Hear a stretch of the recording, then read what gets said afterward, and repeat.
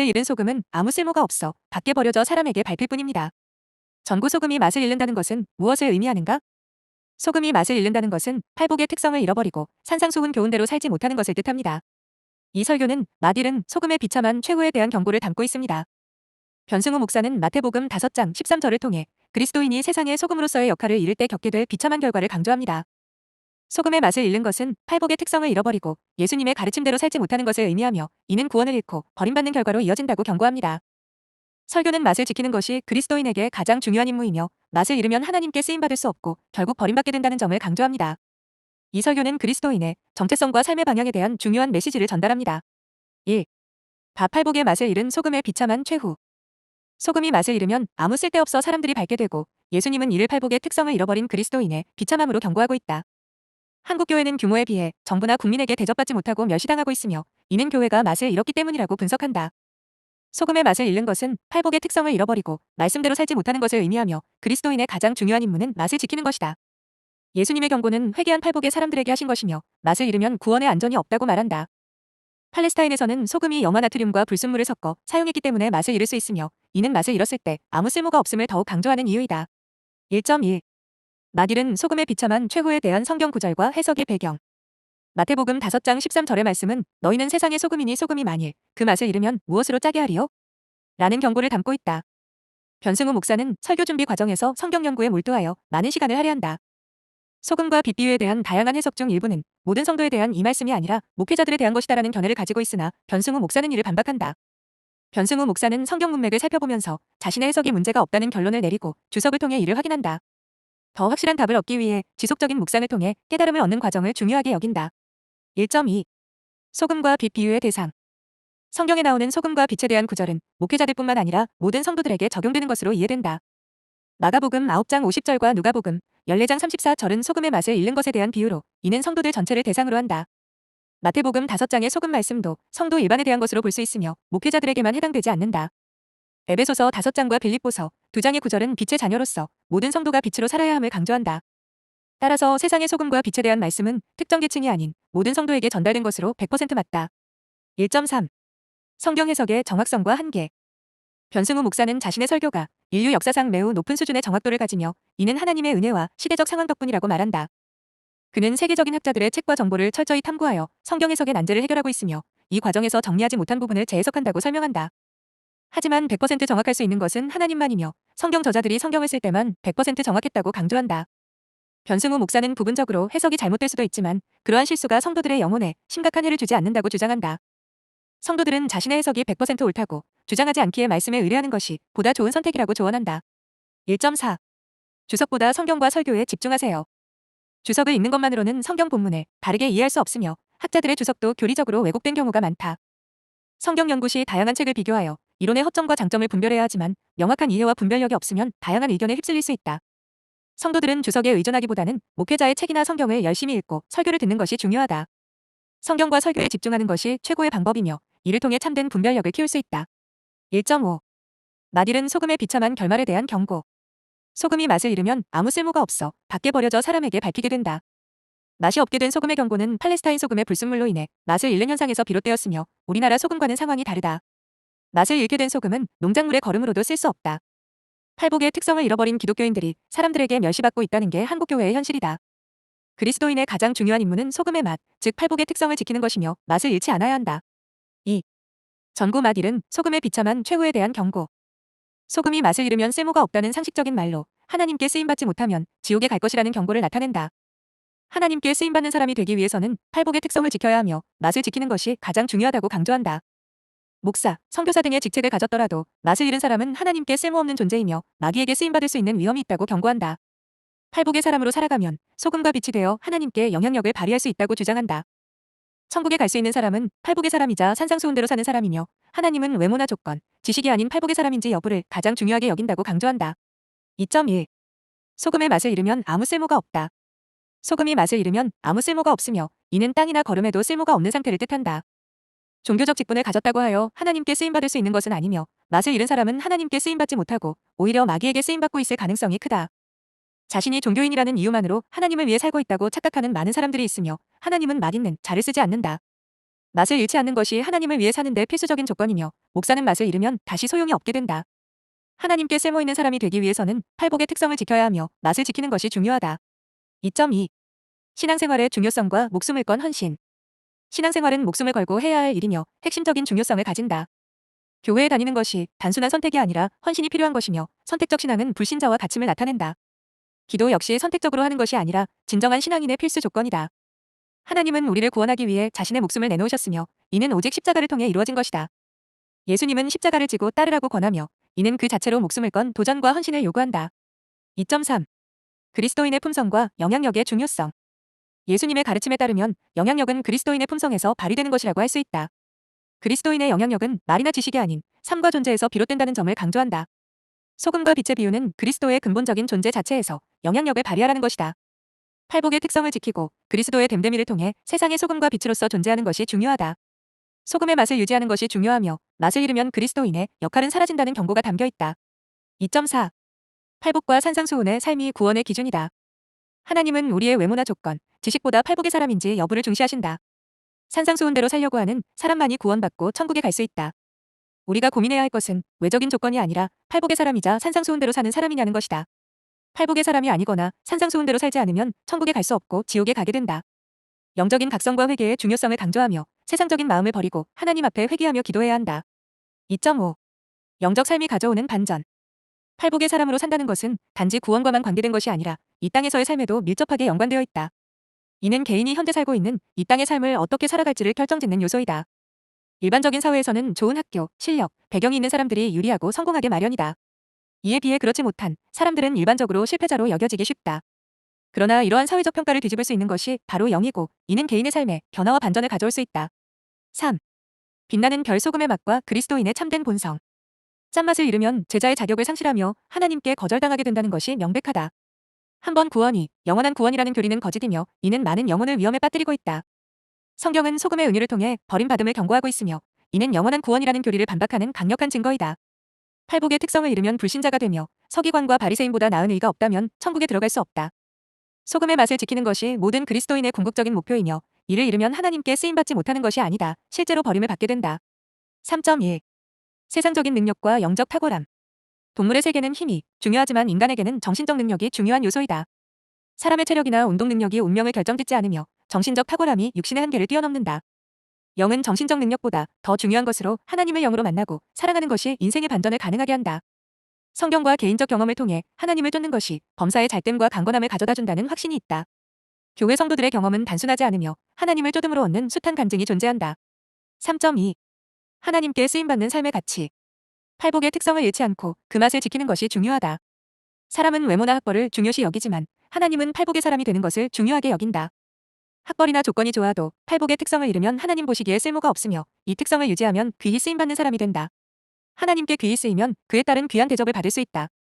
세상적인 성공보다 하나님께 쓰임받는 것을 중요시해야 하며 이는 절대로 가볍게 여기지 말아야 할 가치이다. 3.3. 신앙생활의 중요성과 미래의 운명. 많은 성도들이 하나님을 제대로 믿지 않고 말씀대로 살지 않아 실패하는 이유가 있다고 말한다. 사회적으로 성공한 사람이라도 하나님 말씀대로 살지 않으면 결국 벽에 부딪히고 망하게 된다. 신앙생활을 목숨 걸고 해야 하며 팔복의 사람이 되어 하나님 말씀대로 사는 사람이 결국 잘 되게 마련이다. 하나님 말씀대로 살지 않는 삶은 길이 없고 결과적으로 비참하게 되고 지옥에 갈 운명이 된다. 그래서 어린 청년들은 잘 들어야 하고 바른 목표를 세워야 하며 팔복의 사람이 되도록 노력해야 한다. 3.4. 잘못된 교리에 대한 경고와 비판. 맛을 잃은 소금은 쓸모가 없어 밖에 버려져 사람에게 밟히게 되는 운명을 맞이한다. 한 번 구원은 영원한 구원이라는 장로교 교리는 변승우 목사에게 큰 분노를 야기하며 잘못된 교리로 여기고 있다. 이 거짓 교리로 인해 많은 사람들과 목사들이 지옥에 갈 것이라고 경고하며 교리 차이가 아닌 거짓이라고 주장한다. 진리가 아닌 이 교리에 의해 많은 사람들이 세뇌되어 있으며 성경의 명백한 경고를 교묘하게 왜곡하는 사람들이 교회에 많다는 점을 우려한다. 3.5. 성경 해석과 맛일은 소금 비유의 심각성. 성경의 문맥을 왜곡하는 학자들이 궤변을 늘어놓아 성경 해석에 심각한 오류를 초래한다. 맛일은 소금의 비유는 실제 소금이 유용성을 잃어버려 버려지는 것이 아니라 영원히 버림받는 것을 의미한다. 팔복의 특성을 잃는 것은 불신자 상태로 돌아가는 것을 의미하며 이는 천국에 갈 수 없는 상황을 초래한다. 예수님의 말씀대로 서기관과 바리새인보다 나은 의가 없으면 결코 천국에 들어갈 수 없다. 많은 학자들이 교리의 세뇌로 인해 기본적인 분별력을 잃고 있으며 그들의 해석은 궤변으로 가득 차 있다. 3.6. 구원과 버림받음에 대한 학자들의 견해. 마가복음과 누가복음의 구절에서 소금이 맛을 잃는 것이 영원히 버림받는 것을 의미한다고 설명한다. 구원받은 사람도 성경에 따르면 버림받을 수 있으며 이는 기독교 정통교리로 여겨진다. 다양한 국내 학자들이 구원받은 사람도 결국 버림받을 수 있다는 견해를 지지하고 있다. 케네스 핵임 목사의 경험을 통해 영성운동 내에서 구원과 버림받음에 대한 인식 변화가 있었다. 학자들은 소금의 맛을 잃으면 제자로서의 본질적인 성품을 잃고 천국에서의 미래를 잃는다고 강조한다. 4. 빛나는 별맛 잃은 소금의 비참한 최후와 산상수훈의 중요성. 맛을 잃어버린 소금은 팔복의 특성을 잃은 것을 의미하며 이는 생명으로 인도하는 좁은 길을 벗어난다는 것을 뜻한다. 산상수훈대로 사는 사람만이 천국에 갈 수 있으며 이를 무시하고 제멋대로 사는 사람은 지옥에 간다. 예수님의 말씀은 법을 완성하는 것이며 이를 해석하여 완전한 의미를 적용하는 것이 중요하다. 소금이 맛을 잃으면 유용성을 상실하며 사람에게 밟히고 존중받지 못하게 된다. 교회가 맛을 잃어버렸을 때 하나님의 영광이 가려지고 이름이 모독당할 수 있다. 그러므로 팔복의 사람으로 살아가야 한다. 4.1. 산상수훈의 가르침과 삶의 방향. 산상수훈의 가르침대로 살지 않는 사람은 결국 지옥에 가게 되는 멸망의 길을 걷게 된다. 예수님은 마태복음 7장 13절, 14절에서 좁은 문과 좁은 길을 생명으로 인도하는 방법으로 비유하셨으며 생명으로 인도하는 유일한 길은 산상수훈대로 사는 것이다. 산상수훈대로 사는 것은 불법을 행하는 자들과 대조되며 그 결과로 성경에 따르면 천국에 들어가는 자격이 주어진다.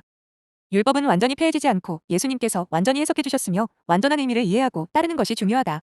설교는 산상수훈의 가르침을 듣고 행하는 사람이 반석 위에 집을 짓는 사람이 되는 것에 대한 비유로 설명하며 그렇지 않다면 그 신앙은 무효가 된다. 4.2.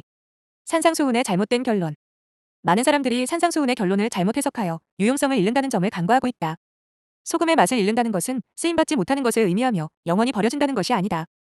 유명한 학자들조차 성경 구절을 궤변으로 해석하는 경우가 많아 지겹다고 여겨진다. 이는 명백한 오해와 미혹이라 할 수 있다. 한 번 구원, 영원한 구원이라는 믿음으로 신앙생활이 흐트러져 불신자와 다를 바 없는 삶을 사는 사람들이 많다. 산상수훈의 팔복이 소금의 맛과 같다는 점을 이해한다면 잘못된 진리를 믿는 사람들에게 올바른 가르침을 전달해야 한다. 4.3. 맛을 잃은 소금과 한국교회의 현실. 맛을 잃은 소금은 쓸모가 없고 버림받으며 사람들에게 밟히는 결과를 초래한다. 맛을 잃은 소금은 하나님과 사람 모두에게 존중받지 못하며 이는 교회에 대한 사회적 존중의 결여로 이어진다. 현재 한국교회는 정부, 언론, 국민들로부터 밟히며 교회가 세상의 소금으로서 본연의 역할을 다하지 못하고 있음을 드러낸다. 한국뿐만 아니라 유럽과 미국에서도 교회가 맛을 잃어버려 사회로부터 존중받지 못하는 상황이 발생하고 있다. 교회와 목회자, 신자가 팔복의 맛을 잃어 버림으로 인해 사회에서 가치를 상실한 것이다. 4.4. 소금과 빛의 역할을 통한 하나님의 영광. 신자들이 소금과 빛의 역할을 잘 수행할 때 하나님의 영광이 드러나게 된다. 착한 행실을 통해 하나님의 영광을 돌리도록 설교에서 촉구하고 있다. 반대로 세상에서 그 역할을 감당하지 못하면 하나님의 이름이 모독을 받게 된다. 로마서에 기록된 대로 율법을 범하면 하나님의 이름이 모독받는다는 경고가 있다. 맛을 잃지 않고 팔복의 사람으로 살아가며 하나님의 영광을 나타내야 한다. 4.5. 오늘날 교회의 가슴 아픈 현실에 대한 상기. 오늘날 교회들의 가슴 아픈 현실을 5번째로 따라 말해본다. 이 현실은 하나님의 영광을 위한 삶과 실천 촉구에 관련된 것일 수 있다. 내용이 길지 않으므로 간단하게 따라 할 수 있다. 5. 은하수 소금의 비율과 사회적 영향. 바닷물에 썩지 않는 이유는 염도 3.5%의 소금 때문이며 이는 나머지 96.5%를 깨끗하게 유지하게 한다. 3.5%의 참 성도만 있어도 사회와 국가는 병들지 않게 유지될 수 있다. 과거 0.1%에 불과했던 기독교인의 존재만으로 부정과 부패가 없었던 지역이 있었다. 현재 기독교인은 인구의 25%에 이르지만 사회 문제가 발생하는 이유는 교회가 소금의 역할을 제대로 하지 못했기 때문이다. 기독교는 양을 문제로 삼지 않고 진짜 소금 같은 성도를 키워내는 것이 중요하다. 5.1. 바닷물의 염도와 진실한 성도의 중요성. 바닷물이 썩지 않는 이유는 바닷물 속의 소금 때문이며 평균 염도는 약 3.5%이다. 3.5%의 염분이 바닷물의 나머지 96.5%를 지탱하여 썩지 않고 깨끗하게 유지하게 한다. 동일하게 사회는 3.5%의 진짜 성도만 있어도 건강을 잃지 않고 유지될 수 있다. 3.5%의 진짜 성도가 없으면 사회와 국가가 병들게 된다. 5.2. 초기 기독교인의 영향력과 현대의 문제. 1899년 당시 전국의 기독교인 수가 약 1만 명으로 전체 인구의 0.1% 미만이었다. 그 당시 기독교인이 있는 지역에서는 부정과 부패가 존재할 수 없었으며 탐관오리들이 기독교인이 있는 지역을 꺼려했다. 현재 기독교인의 비율은 훨씬 높지만 사회는 거짓과 부패로 가득하고 악해졌다는 점을 지적하고 있다. 현대 사회의 문제는 교회가 소금의 역할을 제대로 수행하지 못했음을 의미한다. 그래서 참된 신자, 즉 천국의 알곡이 교회 안에 부족하다는 결론을 내린다. 5.3. 한국 기독교의 실태와 질적 문제. 기독교인이 전체 인구의 25%라는 주장에 대해 거짓말이라며 실제로는 질적 문제가 있음을 비판한다. 일부 목사와 교단이 교인 수를 과장하여 총대수를 늘리고 권력을 얻으려 한다고 언급된다. 일부 교회는 성도가 죽거나 이동해도 교적부에서 제거하지 않아 과장된 숫자로 보고한다. 교회가 수적 성장만을 추구하는 것보다 진정한 소금과 같은 성도를 키워내야 한다고 강조한다. 기독교인의 수가 많아도 진정한 성도가 아닐 경우 사회에 긍정적 영향을 미치지 못한다는 점을 지적한다. 5.4. 한국교회의 심각한 문제와 회복의 필요성. 현재 대한민국의 문제는 결코 정치나 여당, 언론의 문제가 아니며 기독교의 문제로 귀결된다. 기독교가 세상의 소금 역할을 제대로 하지 못하므로 한국교회의 타락이 사회 전반에 부정적인 영향을 미친다. 교회의 타락으로 인해 지도자들의 부패와 명예욕이 심각해지며 목회자와 장로들도 돈을 요구하며 부패함을 보여주고 있다. 역사 속 위대한 종들도 회개를 이끌어내지 못한 것처럼 한국교회의 회개 가능성은 희박하며 지도자들은 변하지 않을 것이다. 종교개혁은 거의 불가능하며 교회가 하나님의 자비를 구하며 기도해야 한다는 절박한 상황을 강조한다. 5.5. 회개와 간구를 통한 하나님의 자비 요청. 나라를 위해 기도하며 하나님의 자비에 매달려야 한다고 강조한다. 여러 교회와 신자들이 깨어난 상태로 기도하고 있으며 이를 통해 하나님께 자비를 기대한다. 국민과 교회, 목사들이 자격 없지만 하나님께 긍휼을 간구하며 구조적 악을 해결할 희망이 하나님에게 있음을 표현한다. 교회와 사회에서 공의와 진실이 상실되었으며 교회가 무너짐으로 인해 나라 역시 무너진다고 주장한다. 모든 것이 무너진 상황에서 회개와 간구를 통해 하나님의 은혜를 구해야 하며 반전을 위한 기도를 촉구한다. 6. 열쇠 그리스도인의 역할과 숫자의 중요성. 그리스도인의 수가 많아져야만 사회에 영향을 미칠 수 있다는 생각은 사단의 거짓말로 예수께서 소금을 예로 든 이유는 겉보기에는 보잘것없어도 그들이 주변 세계에 영향을 미치는 힘을 가질 수 있다는 것을 강조하기 위함이다. 숫자보다는 팔복의 사람이 되어 의인 10사람이 되어 나라를 위해 기도하는 것이 더 중요하다. 나라를 위해 기도할 때 서기관과 바리새인보다 나은 의를 갖고 기도해야 효과가 있으며 아버지의 뜻대로 행하는 자가 되어야 한다. 중요한 것은 그리스도인이 팔복의 특성을 지니고 살면서 나라와 교회를 위해 기도하는 것이며 이를 통해 하나님이 나라를 살릴 수 있도록 한다. 하나님께서 의인으로서 나라를 살리기 위해 기도하면 변화가 올 것이며 이 설교는 그러한 각성을 위한 것이다. 6.1. 과거 교회 성장을 통한 개혁과 회상의 아쉬움. 변승우 목사는 교회가 음해를 받지 않았다면 한국교회를 개혁하고 나라를 살릴 초대형 교회로 성장했을 것이라고 회상한다. 음해로 인해 교회가 여의도 다음으로 크거나 두 번째, 세 번째 규모의 교회가 되지 못한 점을 아쉬워한다. 변승우 목사는 하나님의 계획을 모두 이해할 수는 없지만 계속된 아쉬움이 있다고 느낀다. 그런 가운데 싱클레어 퍼거슨의 글을 읽으며 위로를 받았으며 그 글이 새로운 소망을 주었다고 한다. 6.2. 그리스도인의 본질과 의로움의 중요성. 그리스도인은 숫자의 많음이 사회적 영향력을 결정하는 것이 아니라는 점을 유념해야 한다. 예수께서 소금을 예로 든 것은 그리스도인이 외견상 보잘것없지만 중요한 영향력을 행사할 수 있음을 나타내기 위함이다. 국가를 위해 필요한 것은 그리스도인의 숫자가 아니라 팔복의 사람으로서의 삶이다. 그리스도인이 진짜 의인이 되어 나라를 위해 기도할 때 아버지의 뜻대로 행하는 자로서 효과적인 결과가 나온다. 팔복의 사람으로 살아가며 서기관과 바리새인보다 나은 의를 갖는 것이 가장 중요하다. 6.3. 의인의 기도를 통한 한국과 교회의 변화. 하나님 앞에 기도하여 한국교회와 나라를 살려주실 것을 믿고 기도해야 한다는 믿음을 담고 있다. 팔복의 사람, 서기관과 바리새인보다 나은 의를 가진 사람이 되기를 바라는 기도를 한다. 철저히 아버지의 뜻대로 행하는 자, 즉 의인의 시대를 열기를 희망한다. 아브라함이나 다니엘처럼 의인으로서 나라와 한국교회를 위해 중보하는 것이 중요하다. 의인의 기도가 하나님의 움직임을 유도하여 한국교회와 나라에 기적적인 변화와 승리를 가져오기를 바라고 있다. 6.4. 찬양을 통한 하나님의 임재와 영광 구하기. 주님의 영광을 간절히 구하며 성령의 임재를 바라는 찬양이 계속되고 있다. 새로운 능력과 새로운 자유를 통해 영적 새로움을 갈망하는 가사가 담겨 있다. 주님이 이곳에 함께하심을 강조하며 결코 버림받지 않았음을 확신한다. 하나님을 찬양하며 그 영광을 보여달라는 기도를 담고 있다. 하나님과의 친밀한 관계를 갈망하며 그의 임재 속에 머물고 싶어하는 마음을 표현하고 있다. 6.5. 하나님의 은혜와 축복을 구하는 기도. 하나님의 은혜와 축복을 천대에 걸쳐 가정과 자녀에게 주기를 간구하며 그의 임재가 항상 함께하기를 바란다. 예수 그리스도는 영원한 생명과 변함없는 사랑으로 우리와 함께함을 찬양하며 그를 영원한 왕으로 존귀하게 높인다. 하나님께서 주신 위대한 일에 감사하며 모든 땅과 하늘에서 영원한 빛이 비추기를 기원한다. 예배가 감사의 기회를 제공하며 성도들은 하나님께 올린 예물과 간증에 대해 감사를 표한다. 하나님의 은혜로 성도들이 코로나를 이겨내고 아브라함의 복을 받아 사명을 완수할 능력을 주기를 간구한다. 6.6. 예수님의 이름으로 선포된 치유와 자유. 코로나 바이러스에 대해 예수님의 권세 이름으로 치유를 선포하며 무증상 혹은 유증상 모두 예수님의 이름으로 치유될 것이라고 선언하고 있다. 예수님의 이름으로 모든 질병과 더불어 증상들이 떠나가고 건강과 새로운 힘이 임할 것을 기도한다. 귀신의 억압과 악한 귀신들이 예수의 이름으로 떠나가고 자유케 될 것을 요청하며 이에 대한 성령 충만과 주님의 은혜를 구하고 있다. 경건의 능력과 주님의 성령으로 성도들이 충만하고 승리할 수 있도록 기도하며 예수님의 이름으로 축복한다. 예수 그리스도의 은혜와 하나님의 사랑, 성령님의 교통하심이 세계 각지와 가족, 사업, 교회에 영원토록 함께하기를 기원하며 아멘으로 마무리한다. 7. 합장한 사람 예배의 마침과 축복. 예배가 아멘으로 마무리되고 있다. 코로나 상황을 고려하여 성도들의 건강을 위한 기도가 포함되어 있다. 예배가 축도로 끝나는 방식이며 이를 통해 성도들에게 축복이 전달된다.